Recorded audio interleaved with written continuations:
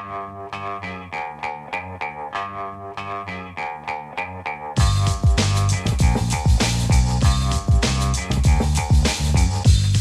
the Brian Lehrer Show on WNYC. Good morning, everyone. Well, we are now on day 5 of the 60-day ticking clock in President Trump's MOU, Memorandum of Understanding with Iran. Since Friday's show, according to reports from the region, Israel and Hezbollah both violated the Lebanon portion of the ceasefire agreement. Iran reclosed the Strait of Hormuz in response to Israel's attacks that, according to Lebanon, have killed 47 people, mostly civilians, including children, after 4 Israeli soldiers were killed by Hezbollah. Then Iran said it opened the strait again after Israel and Hezbollah stopped fighting again. Also, since Friday, President Trump violated the MOU's provision for no threats of military force by not only threatening again to destroy Iran, but also threatening to kill the peace negotiators who were talking to Vice President Vance in Switzerland about how to get to a permanent agreement in the 60-day window. Those 2 days of talks have now concluded. Vance says they agreed on something called a deconfliction cell regarding the Lebanon situation. We'll talk about that. And that came after Vance said this on Thursday about Israel's ongoing attacks deep inside the country that have killed many civilians. Look, the president's been very clear. He does not withdraw from Israel. No one could withdraw from another country the right of self-defense. Israel has the right to defend itself. But fundamentally, the Israelis, just like everybody else, have to respect this peace process that is fundamentally good for them and good for the entire region. What the president has grown frustrated sometimes is that we seem to be right on the cusp of a major breakthrough in the agreement, and then all of a sudden there's a major explosion that goes off in a civilian population center in Beirut, and a lot of people who have nothing to do with Hezbollah lose their lives. That's not acceptable. That's the sort of thing that we've asked for closer coordination so that we ensure it doesn't happen. And our message to the Israelis, just as our message to everybody else, is fundamentally, we want this peace process to be good for you. We do not want Hezbollah attacking Israel, but in order to ensure that that happens, we have got to actually build the kind of regional framework that can cut off the money to Hezbollah, cut off Iranian support for Hezbollah, and also ensure that Lebanon's territorial sovereignty is respected by all parties. J.D. Vance Thursday on Israel, Hezbollah, and Lebanon. And we haven't even talked about the nuclear part of the negotiations yet, but we will with our guest, Fred Kaplan, who writes the column War Stories for Slate.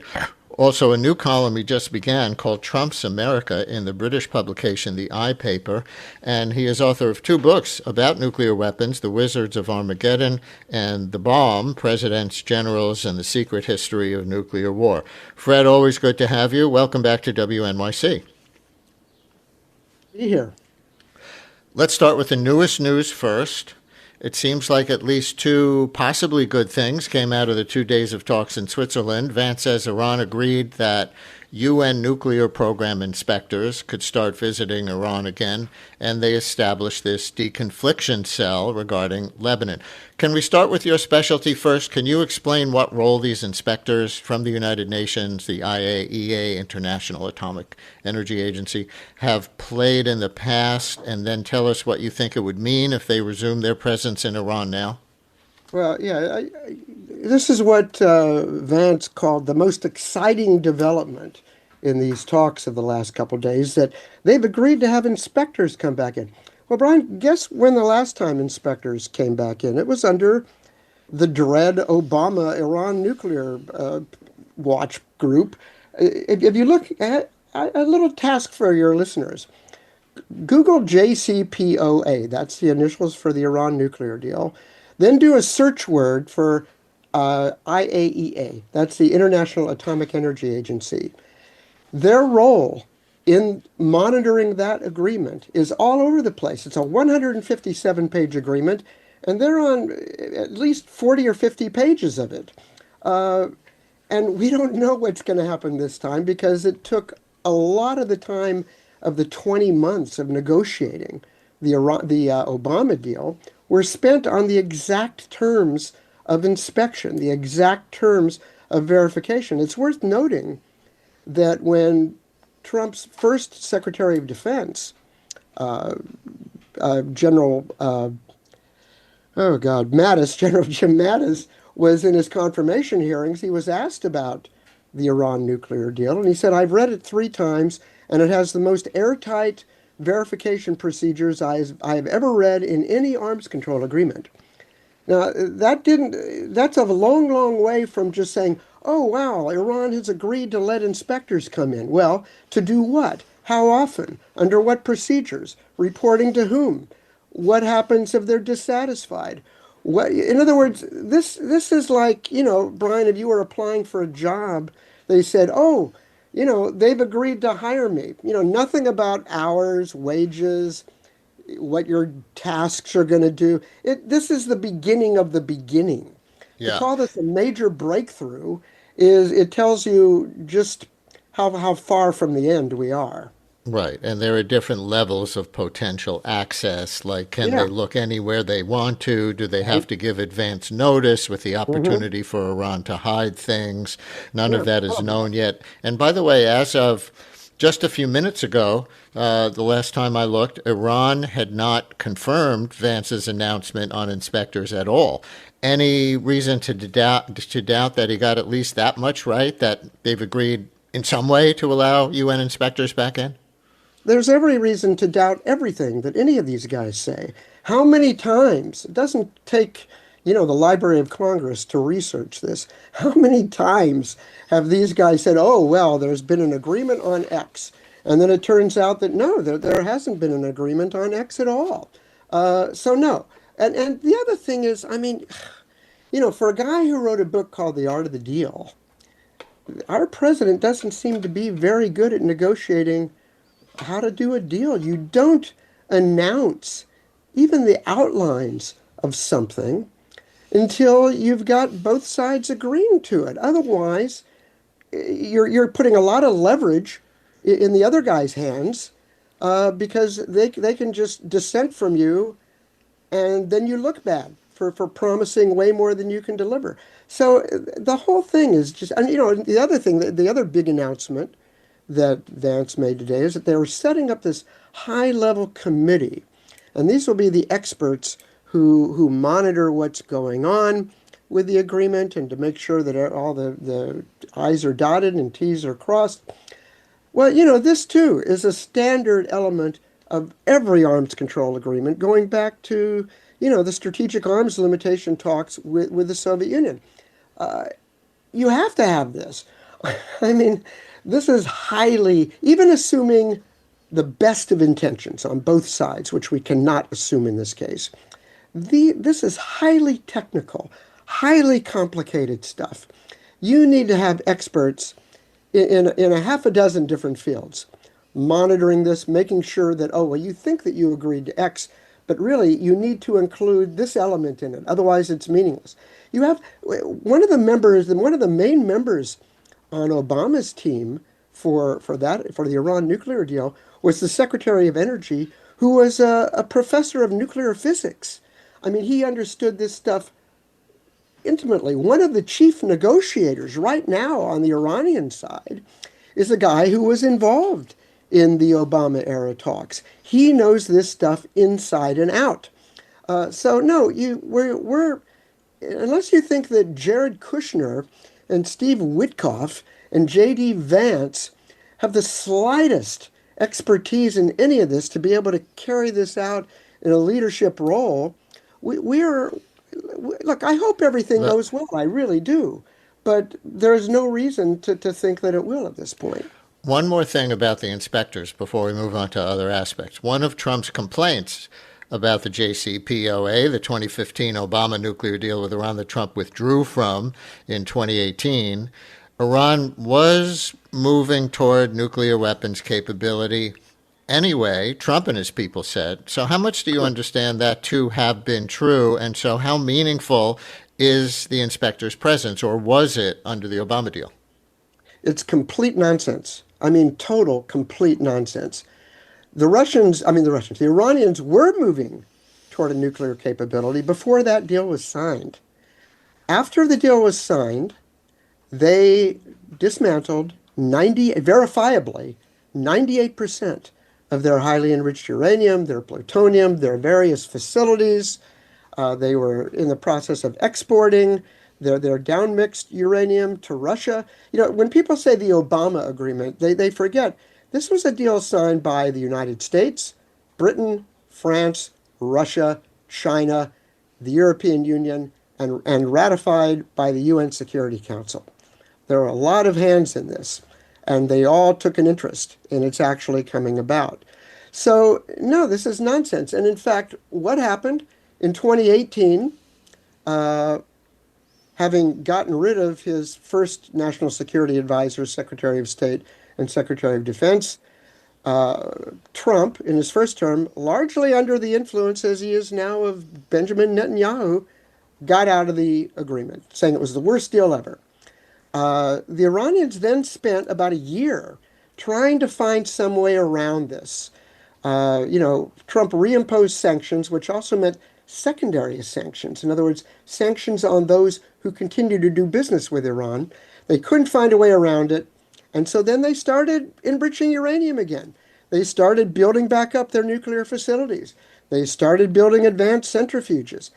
And now they are much farther along toward a nuclear weapon than they ever were before Trump became president. So, I don't know why I do know why he keeps saying this. B, I don't know why more people don't challenge him from the get-go. Like, Mr. President, please tell us, in what way was Iran moving toward a nuclear weapon after JCPOA was signed? I'm glad you reminded. I'd like to hear somebody answer that question. It's nonsense. And I'm glad you reminded people just now how international that agreement was. The J in JCPOA was for joint comprehensive plan of agreement, if I've got that, or plan of action. And, joint, it include China and Russia, who are in various ways allied with Iran, as well as the United States and others that we would consider more part of the West. Well, moving on and stepping back a little bit into the terms of the agreement, this memorandum of understanding that's in effect right now, my next question is, and I'm going to play a clip to help set it up, can Iran continue to enrich uranium under this memorandum? And I want to play a clip of the president of Iran, Masoud Pezeshkian. This is how it aired yesterday on Fox News, and we will hear him in English as read by a translator. We will not give up our right to enrichment, and they, too, will be forced to accept it. You all know what the so-called President of the United States was saying. He had made a complete 100-degree turn. He was saying that Iran must surrender unconditionally. Iran has no right to do this, it has no right to do that. President Pezeshkian of Iran yesterday. So, Fred, yes, on the 180-degree turn, he called it 100-degree. Trump had said Iran must surrender unconditionally. That obviously has not happened. But the beginning of that clip, where Pezeshkian said, "We will not give up our right to enrichment." Put that in the context of this agreement, if you can. Yeah. Okay, this requires a little it's very complicated, but it's actually, I'll try to explain it simply. It actually comes down to something very simple. Obama as well tried to get enrichment outlawed, and it just became impossible because here's the thing. Back in 1970, Iran signed, as has all but a handful of countries in the world, the Nuclear Non-Proliferation Treaty, one article of which says that countries that sign on to this treaty have an inalienable right to acquire for nuclear energy for peaceful purposes. That includes the right to enrich. So if you're the Iranians, you're thinking, why should I give up the right that every other country on earth has? And then, so what Obama and the other negotiators came up with was a way to keep the enrichment at a sufficiently low level that there is absolutely no way that you could very quickly turn this into a bomb. And what they came up with was you can enrich to the point where 3.67% of your uranium is enriched. Now, what does that mean? It takes about 90% enrichment to have weapons grade. Right now, Iran has about 1,000 pounds of uranium enriched to 60% purity. And it is true that if you wanted to, the higher up you go, the easier it is to get all the way. So if there were no restrictions and if they wanted to build a nuclear weapon, they could probably turn that 60 into 90, assuming they could get hold of it. We don't know where a lot of it is right now. Probably in a matter of weeks or months. But to keep it at 3.67 and then to have all of the facilities monitored with cameras, with inspectors and so forth, that leaves a huge gap between what you're allowed and where you have to go to get to weapons grade. Iran has made very clear that they are not going to eliminate enrichment altogether. And, you know, early on in the negotiations that happened right before Trump started bombing, there was an IAEA official who kind of briefed Kushner and Witkoff about this, who explained that low-level enrichment is not a danger and that there are ways that you can deal with it. I mean, there is, you know, this is kind of a potential flaw of the Non-Proliferation Treaty. It is true that you can be a signatory to the treaty. You can be enriching uranium. You keep enriching more and more and more and more. And then at some point you say, okay, I'm backing out of the treaty, which you can do with, I think 3 or 6 months notice. And then you start building a bomb. Nobody actually has ever done that. The only country that signed and then unsigned was North Korea, and they just said, we're going to build a nuclear weapon now. But yeah, that is a flaw, but it's a flaw that it's there. And you know, this has been one of the most successful treaties ever. And by telling Iran you can't have any of it, you know, you're again, it would be nice to have that, but you're putting them in a situation that no other country on earth is being expected to fill. And so there are ways to get around that. And Trump doesn't want to, because then it would look too much like the Obama deal. Listeners, your questions or comments on the Memorandum of Understanding process with the U.S., Iran, and other parties it's supposed to apply to, including Israel and Hezbollah and Lebanon, for Fred Kaplan, who writes the War Stories column for Slate. Also a new column he just began called Trump's America in the British publication, The Eye Paper, and he's written 2 books about nuclear war, and nuclear weapons. 212-433 WNYC, 212-433-9692. You can call or you can text 212-433-9692. And here are 2 interesting questions via text, Fred, that have already come in. One is, didn't the former Ayatollah issue a fatwa prohibiting Iran from developing a nuclear weapon? And the other one is, why does your guest think Biden didn't get us back into the JCPOA? Because, of course, Biden was president after Trump won. Yeah. 2 good questions. One, yes. So look, they've said we're never going to build a nuclear weapon. They've said it 3 times. Once, it's in the prologue to the Non-Proliferation Treaty. 2, it's in the prologue to the JCPOA, to the Obama-era agreement.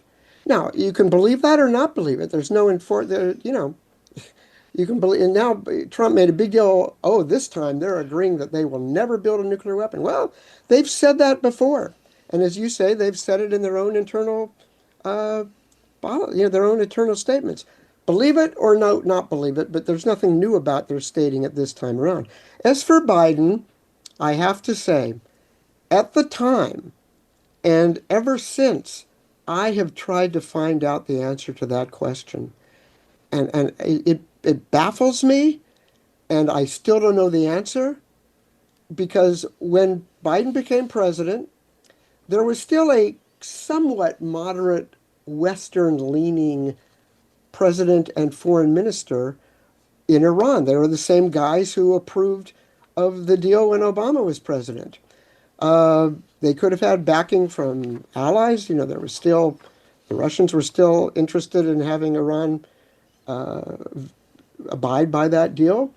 And it's the most baffling thing. And if somebody knows, please let me know, because I asked again, at the time and ever since, fairly senior officials who never really gave me an adequate answer to that. I don't know the answer. And I mean, when he came in, one thing he did was to renew Obama's New START agreement, which was about to expire. He did that immediately.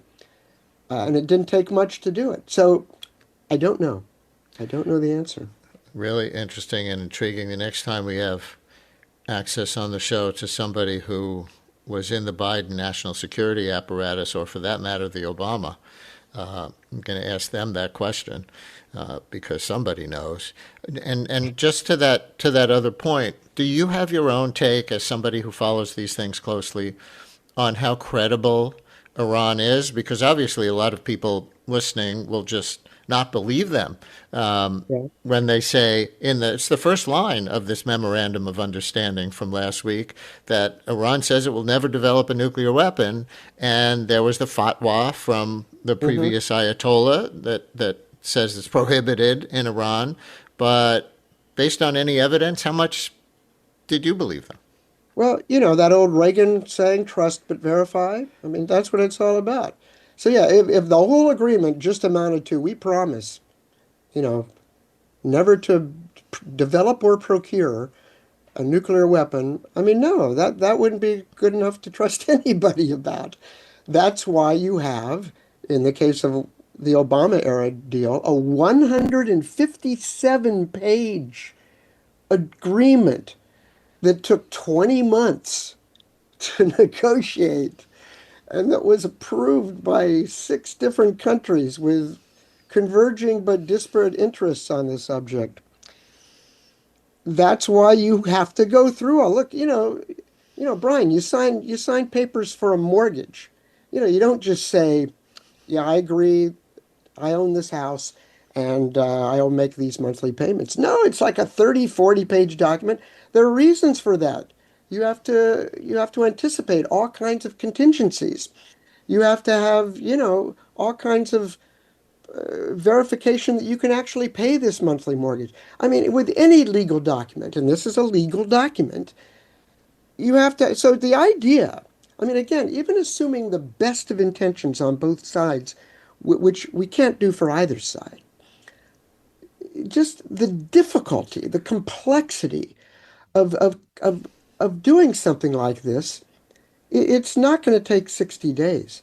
We're barely at the stage, back in the old days, U.S.-Soviet arms control treaties, in the early days, they spent a lot of time negotiating what will the shape of the table be. Right. We're kind of at that stage in this. We're going to go on to the Lebanon part of the situation with Fred right after this.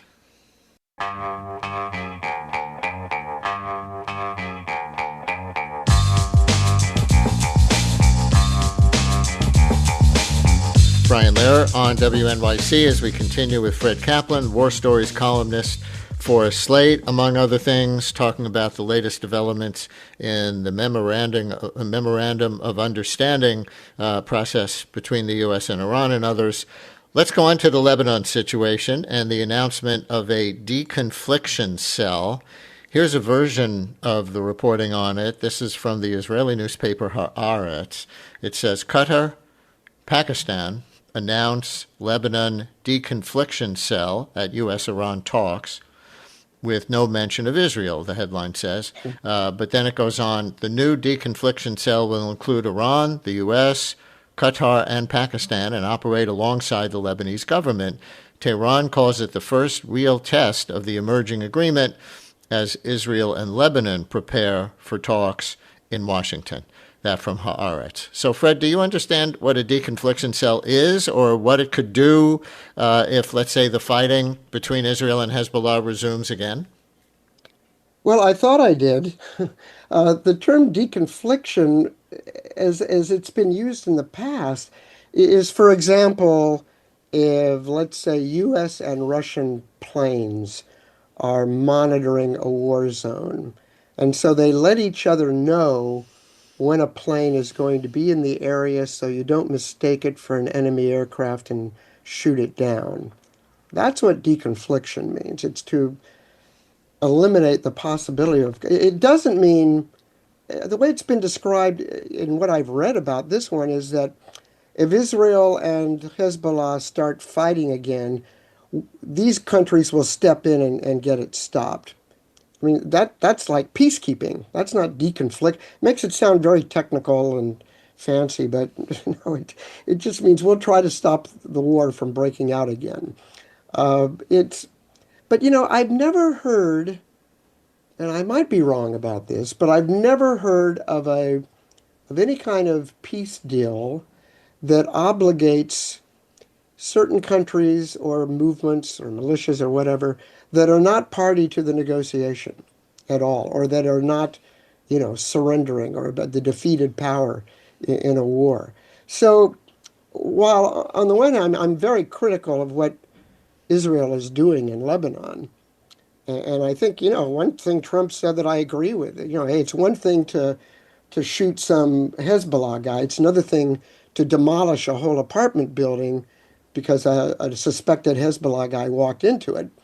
But still, to say, okay, we accept Iran's term that Lebanon is a front in the war that we are negotiating to stop, and therefore everything we agreed to applies to Hezbollah and to Israel as well.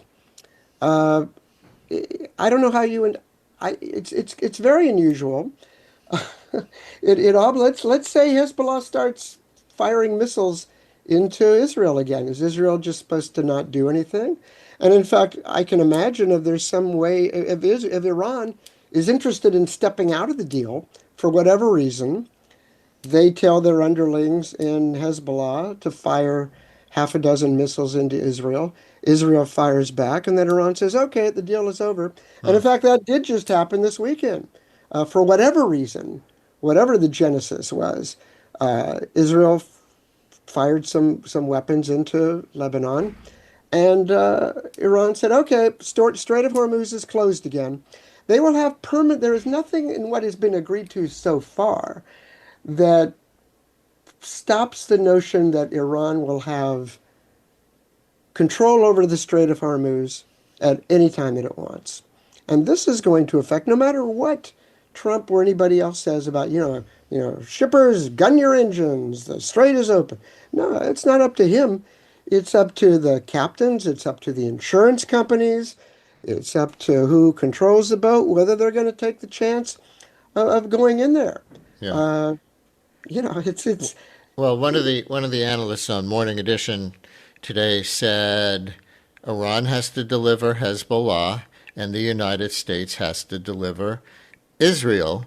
We played the clip of Vance from Thursday criticizing Israel's hitting of mostly civilian buildings. And as you just referenced, it was not the first time in the last week. Here's that President Trump statement that you just referred to, which was from last Tuesday. I'll tell you what, Israel's fighting Hezbollah too long and too many people are being killed.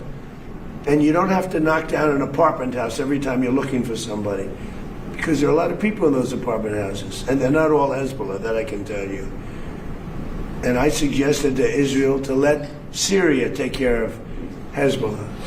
Because to be honest with you, I think they'd do a better job of doing it. So, Fred, as I said last week when we first played that clip, right after it happened, if he thinks that about Israel and their behavior in Lebanon, imagine what he might actually think about Gaza, though I don't think he's ever said it. Or the West Bank. And the idea of Syria becoming a peacemaker in Lebanon, I mean, no. I mean, enforcing the peace. Did he mean enforcing the peace, like controlling Hezbollah somehow? Hezbollah. That's going to happen. But on the Trump Netanyahu portion of this, that is new language for Trump. It is. So what's changing between him and Netanyahu, and crucially, with what ability by Trump to influence Israel's behavior, to deliver Israel, as that analyst said on Morning Edition, assuming that Tehran does deliver Hezbollah? Yeah. Well, in a way, and maybe for the first time ever, I'm almost sympathetic with Netanyahu. Here he is. He's been given signals time and again by Trump that he can go ahead and do whatever he wants We continue to sell weapons to them. We continue to help them in every way. He removes the sanctions on settlers in the West Bank, doesn't do anything. It hasn't abandoned this nonsense notion of turning Gaza into the French Riviera of the Mediterranean. And then all of a sudden, because all this is getting in the way of a big peace deal that Trump is pursuing with Iran, he all of a sudden starts, crapping on Netanyahu for doing things that he's been doing all along. So, where do you draw the line? Yeah, okay, let's say it's true. Let's say Netanyahu, it's true. Let's say he admits, we've been killing too many people, dropping too many bombs. This MOU, at least as it stands now, calls for a total ceasefire between Israel and Lebanon. So it could just mean dropping one bomb in retaliation for something. Who knows? But the point is, and to be clear, you're only expressing sympathy for Netanyahu with respect to how Trump behaves toward him, not how he behaves toward Gaza or the West Bank or anything, right? It's like, somebody tells you can get away with everything, and then all of a sudden, you're now scum, and you're treated like you're put in the same category as. Well, do Trump's words come with any threat of enforcement? Like, there's the big debate that's going on in Congress constantly over whether to approve more military aid to Israel. Does Trump now say, in conjunction with this language, if you don't stop, we're going to cut off military aid. I'm going to instruct the Republicans to vote with the Democrats on this? Or is it just words? Well, he hasn't said that publicly. I don't know of a single arms sale that Trump has been against to anybody. Right, so far. Yeah. So I don't see that happening. And he hasn't. If he has said so, it's been private, and there's very little that Trump says privately that he doesn't at some point say publicly. So my guess is no.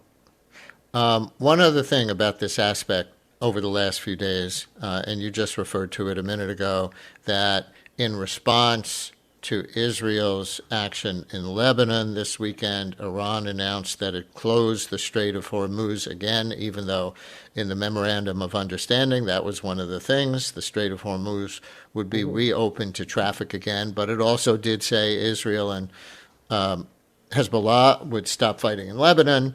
So Tehran announced the closing of the Strait of Hormuz.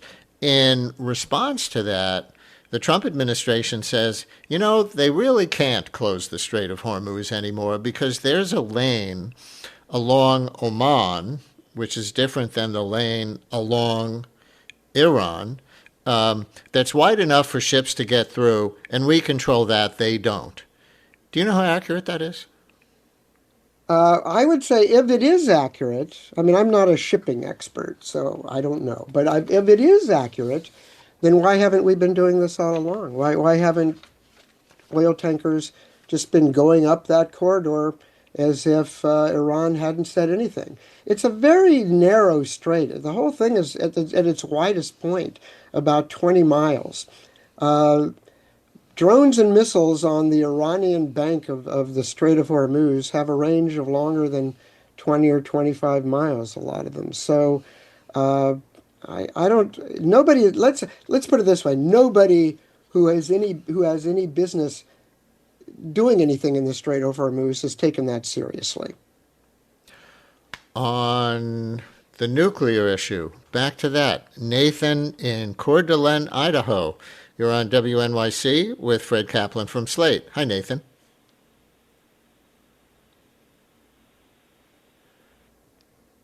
Oh, we had Nathan. Now we don't have Nathan? Okay, then let's try somebody who's calling in about a pretty crucial question, the difference between what's in this memorandum of understanding. Oh, we do have Nathan? All right, let's try Nathan in Coeur d'Alene again. Nathan, you're on WNYC. Can you hear me? Yes, I'm so sorry. I had you on mute, so I wasn't listening to this in two different ways. So, good morning, by the way. Thank you. Good morning. Iran was an early partner, I believe, with the United States back at a time when women could be educated. And we were early collaborators with the United States in the development of nuclear energy. So Iran, their resources are kind of limited, but they've existed for thousands of years. If anything, it seems from my reading and perspective that they really want to be our friends, and we should be doing something correct about this. It's a beautiful country.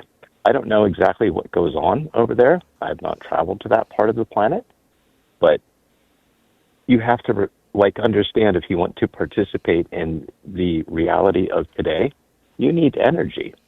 And that was one of the ideas that came through some of this early collaboration. Women are now being suppressed. The regime is doing all kinds of horrible things. Granted, they may have natural resources in terms of their oil and gas and other minerals that can be exported, but when it comes to the basic production of the energy of life, I can appreciate why this is a silly situation. I'll leave that there. Thank you, Brian. Thank you. I appreciate your call. Yeah, Fred, and he references really one of the talking points of President Trump in the last week. He says they don't need nuclear energy because they have so much oil. So I don't know if that's actually true just from an energy supply standpoint for the domestic needs of Iranians, but that's one of the things that Trump has been saying that's kind of relevant to that call. Well, they certainly don't need uranium enriched to 60% for energy. The 3.67% would be fine for medical research, energy, pretty much anything you want. As for cooperation, I mean, I think the caller is thinking back in the days when the Shah was in power before the 1979 revolution, and much has changed since then. There was some thinking that maybe if the Obama era nuclear deal had kept going and the sanctions had been lifted and Iran had been brought back into the international economy, maybe the regime would change as well. It's definitely true that especially the urban population of Iran, highly educated, among the most literate countries in the world, many of them very pro-Western, knowing quite a lot about the United States, aspiring to be there, but, you know, they aren't in control of things now. And in fact, since the war started, the elite wing of the Iranian military is more in control than it ever has been. So you're not going to see democratic uprisings happening. Another listener asks in a text on the U.S. and Iran negotiating in Switzerland over the weekend with Qatar and Pakistan as mediators. Listener asks, why wasn't Israel part of the negotiations?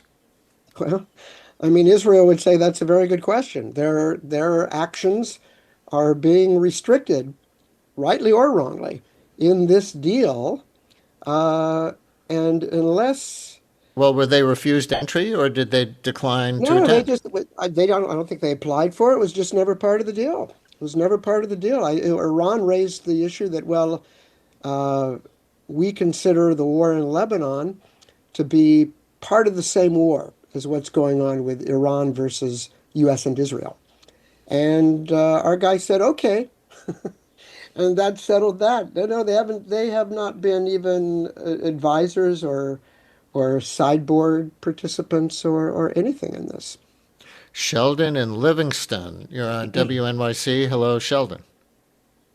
Good morning. How are you? Good, thank you. Good. You have a question, right? My question is, under Obama's agreement, all of the provisions relating to the production of a nuclear bomb would have sunsetted by now. Is there any reason to think that the Iranians would not be, quote, legally allowed to just build a bomb if they wanted to? Well, that's not quite true. Some of them would have sunset in 2030. So there would still be a few years. And there would there were some sunsets on provision. I should have studied up before coming on the show. Well, it is one of the things. There are certain things, for example, advanced centrifuges and restoring a higher level, but still not weapons grade uranium until 2030, and nothing on plutonium until even after that. But yeah, look, almost all arms control agreements that have ever been signed, the Non-Proliferation Treaty is one of the very few treaties that is permanent. And even then, you can pull out of it with 6 months' notice. So it's true. These things, and your hope going into it is that a political situation is created. Evolution takes place within all governments, and then you extend it afterwards. That's what happened with all of the strategic arms treaties with Russia, even before the Soviet Union fell. There was SALT, there was SALT II, there was START, there was New START. So you're right. In fact, this was one of the critiques of JCPOA, that it's not permanent. But then again, what's the alternative? The alternative is that Trump just pulled out of it, and a year later, Iran was more speedily and effectively on its way to building a nuclear weapon than they ever had been. And so bigger picture on the difference between what Trump is aiming for, because they haven't really agreed to anything yet except this temporary ceasefire and the on-paper promise for Iran to not develop nuclear weapons, which they haven't agreed to any details of. So you were saying it's not really believable yet. But on the bigger picture of the differences, Vance was asked at his Thursday news conference about differences between this and the Obama nuclear deal. Critics say it's no better or worse. Here's what Vance argues in response. You have to remember, in 2015, Iran had built a sophisticated nuclear weapons program with a nuclear weapons stockpile. So the perspective that we came at as the United States was, you already have a really nice nuclear program. We're going to bribe you with American money in order to stop it. Our perspective and where we're coming at it is, we already destroyed your nuclear program. And so if you promise and show verifiable pathways to not rebuild it, then we're willing to give you some sanctions relief and things like that. So it's a fundamentally different perspective. Now, there are all these substantive differences as well. The Obama nuclear deal allowed enrichment. Ours will not. The Obama deal allowed the accumulation of stockpiled weapons-grade material. Ours is actually leading to the destruction of that stockpile of enriched material. So there are many differences. Vance, on Thursday, can you fact-check that or put it into context? It's just one lie after another. First, Iran never had a nuclear weapons stockpile. They did have quite a lot of uranium, and someplace in 2015, that's when it was signed. They got rid of 98% of it by the time Trump got rid of it in altogether in 2018. The Obama administration did not bribe them to take the deal. This is another canard. This is this reference. There was $1.7 billion that Obama gave Iran. What was this $1.7 billion? In the last days when the Shah was in power, he bought $1.7 billion worth of weapons from us. Then the revolution happened. We didn't deliver the weapons, but we also didn't return the money. So now here was Obama returning the money because as part of their commitment as this deal, and it wasn't while the deal was going on, it was after it was signed. It's part of this deal which had a lot of commitments of getting rid of their nuclear materials. So, especially given the contrast where, now Trump is talking about a $300 billion investment fund and also lifting all sanctions, which amounts to $24 billion. And again, that's not a bribe either. It's returning frozen assets that did belong to Iran. But it's no more a bribe than Obama's was a bribe as well. So it's just the other thing that is in Iran. Why does Iran think that they won this thing? Because they stood up to the most powerful military on earth. More than 13,000 targets hit. The entire top echelon of their leadership killed. And yet they're still around. They're still in control of the Strait of Hormuz. They have Trump agreeing to a deal where right now, as of now, Iran is allowed to start selling oil again, start trading, which they weren't before. And that's before we get anything. But wait, is that true? Because let me play one more clip. Iran hawks among Republican critics in this country say Iran can keep funding Hezbollah and other proxies because of the money that will be released to Iran under the terms of this memorandum of understanding. But here's J.D. Vance on Thursday arguing that that's not the case. Now, what I would say to some of the critics of the deal that I've heard that will say, well, Iran's going to get all this benefit. I'll repeat what I've said, and I'm probably going to have to repeat it a number of times, is what is the benefit that the Iranians get that they didn't have before? And the answer is nothing. They don't get anything unless they change their behavior. If they change their behavior, that is a thing to celebrate. That's going to transform the Middle East for a generation. If they don't change their behavior, they don't get the benefit of the bargain. And I think, I got to be honest, I think fundamentally this idea that, and it's a misrepresentation of the MOU, this idea that the Iranians get all these benefits before the deal is actually consummated. The idea that they get benefits before they change their behavior is fundamentally a talking point that is issued by people who want the conflict to continue indefinitely, despite the fact that that's not good for the American people and it's not good for the region. Vance on Thursday. So, Fred, last question. Could you clarify that? Because I'm sure our listeners have heard different versions of reports about how Iran gets access to the $300 billion that's being reported, and whether there are behavioral benchmarks that Iran needs to hit to get any of it. Well, the $300 billion, that's true. There are behavioral benchmarks on that.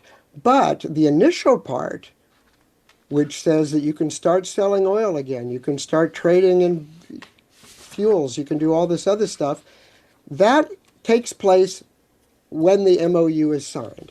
I also would go read the MOU. It's reprinted in the New York Times. There's one other point. Article 13 of the 14-paragraph statement says paragraphs 1, 4, 5, and 10, basically, I'm paraphrasing, but it takes place now. And the other stuff, the other articles, will be negotiated for. If you look at articles 1, 4, 5, and 10, one has to do with the ceasefire, and 4, 5, and 10 all have to do with Iran getting money. That happens right now, according to the MOU, not according to some liberal guy on your show or MS Now or whatever.